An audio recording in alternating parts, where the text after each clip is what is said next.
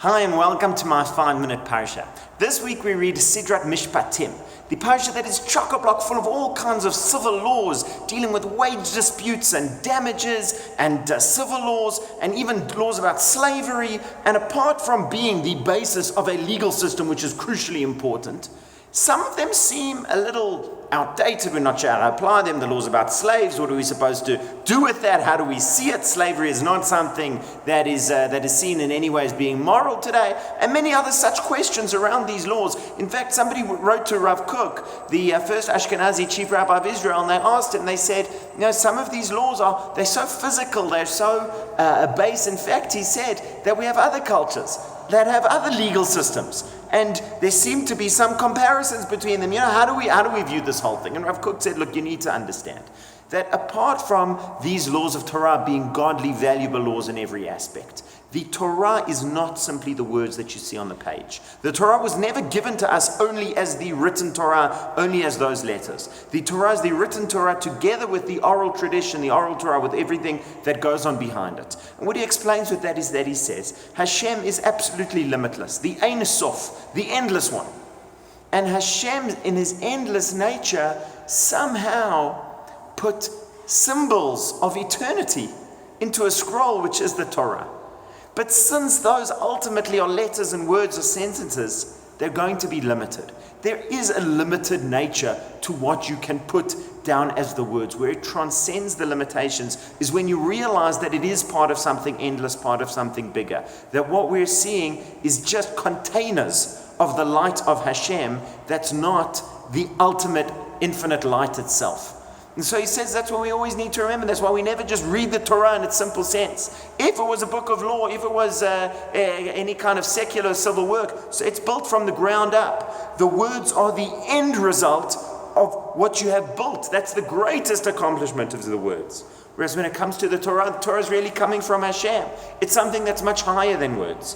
The Torah is limited in a sense in words because that's the only way that we can begin to get a grasp on it. But that's not where the Torah ends. That's where the Torah begins, is with those words. And he says, therefore, what we always need to remember is that we don't understand the Torah. Is that the Torah is ultimately always hidden and always beyond us. In fact, he calls it the darkness that radiates light. What he's saying by that is it's something, again, that we can't see, that's beyond us, that's hidden from us. And yet so much light is coming from it. So many societies and people and goodness has been built from the Torah. Our whole lives, our whole world, our whole system of morality, the entire world has been so greatly and deeply enriched by this Torah that ultimately we don't understand. That ultimately is going to be forever beyond us. And he explains it by way of analogy. There's a very interesting Gemara where it's speaking about shatnez, mixtures of wool and linen. We're not allowed to wear clothes that have wool and linen together. So the question is, somebody finds that he has wool and linen in his clothes. So what should he do? Should he just go and sell it? So they say you shouldn't do that. You shouldn't just go and sell it, because maybe somebody who's Jewish will end up buying it and wearing it, and then you will have brought about that they're doing the wrong thing. So then the Gemara says, okay, fine. Well, can we use it as funeral shrouds for the deceased? And it says yes. And then the Gemara asks, hold on a second.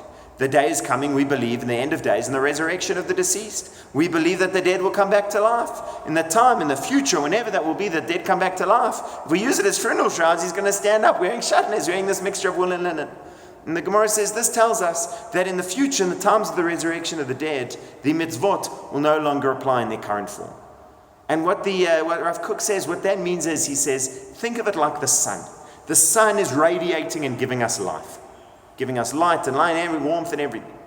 But it's not the sun that's giving us life. It's Hashem that's giving us life through the sun.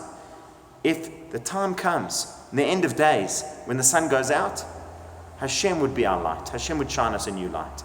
And so he says the Torah is the vehicle that brings Hashem's light into the world and into our lives. But the Torah is not the light, Hashem is the light.